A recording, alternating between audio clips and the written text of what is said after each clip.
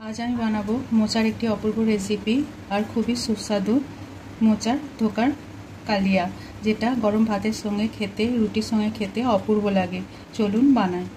টুসিস লাইফস্টাইলে আমার প্রিয় দর্শকদের অনেক অনেক স্বাগত। আজ আমি বানাবো মোচার ধোকা, যার জন্য মোচাটাকে আমি ভালোভাবে কেটে পরিষ্কার করে সেটাকে 4-5 ঘন্টা ধরে জলে ডুবিয়ে রেখেছি। এবার এতে 1 চামচ হলুদ আর 1 চামচ নুন দেবো, দিয়ে এটাকে ভালোভাবে ফুটিয়ে নেব বেশ কিছুক্ষণ ধরে।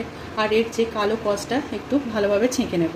মোচার ধোকার জন্য এখানে ছোলার ডাল আমি 4-5 ঘন্টা ধরে ভিজিয়ে রেখেছি, সেটা আমি মিক্সিতে বেটে নেব।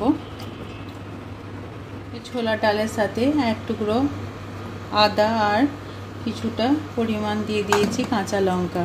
এবার এটাকে ভালোভাবে মিক্সিতে বেটে নেব। এখানে ছোলার ডালটা বেটে নেওয়ার পর আমি এখানে মোচাটাকেও জল ঝরিয়ে এটাকেও বেটে নেব। একটা কড়াতে আমি সরষের তেল ভালোভাবে গরম করে নিয়েছি, এতে আমি কালো জিরে ফোড়ন দিয়ে দিলাম। এখানে আমি যে আধা ছোলার ডালটা বেটে নিয়েছি আর সেই পরিমাণই আমি মোচাটাও বেটে নিয়েছি। এবার এটা গরম হলে এর মধ্যে প্রথমে আমি কিছু শুকনো মশলা দিয়ে দেব। তার মধ্যে প্রথমে অল্প হলুদ গুঁড়ো, অল্প লাল লঙ্কা, কাশ্মীরি লঙ্কা গুঁড়ো, অল্প ধনে গুঁড়ো, অল্প জিরে গুঁড়ো দিয়ে দিলাম।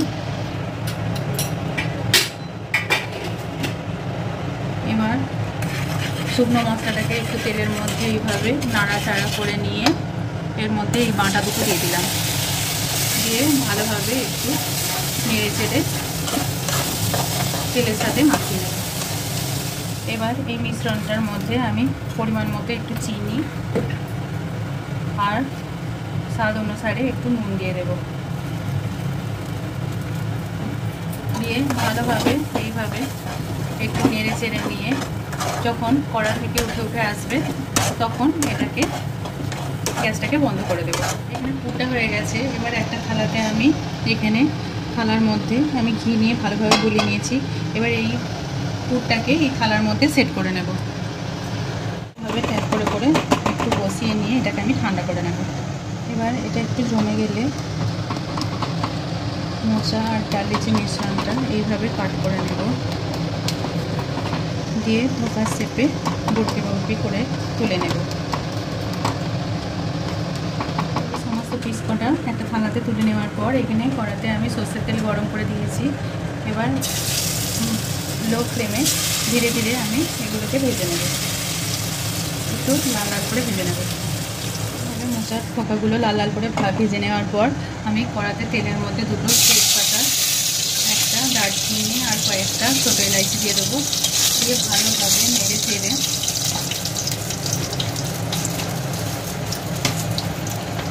একটা শুকনো লঙ্কা দিয়ে দিলাম।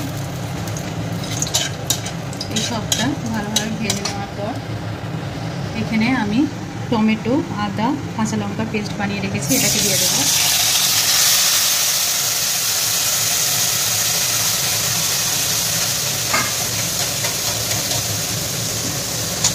এবার এর মধ্যে কিছু শুকনো মশলা দিয়ে দেবো। অল্প দিয়ে দেবো হলুদ গুঁড়ো, অল্প ধনে গুঁড়ো, অল্প জিরে গুঁড়ো আর অল্প কাশ্মীরি লঙ্কা গুঁড়ো, দিয়ে ভালোভাবে তেল ছাড়া পর্যন্ত এইভাবে নেড়ে নেড়ে কষিয়ে নেব। কষতে কষতে এইভাবে তেল ছেড়ে দিলে এতে দিয়ে দেবো পরিমাণ মতো অল্প চিনি আর পরিমাণ মতো নুন, দিয়ে ভালোভাবে নেড়ে ছেড়ে এর মধ্যে দিয়ে দেবো বেশ কিছুটা পরিমাণ জল, দিয়ে এটাকে ফুটতে দেবো। এবার ঝোলটা ফুটে উঠলে আমি এই ধোকাগুলো এর মধ্যে দিয়ে দেব।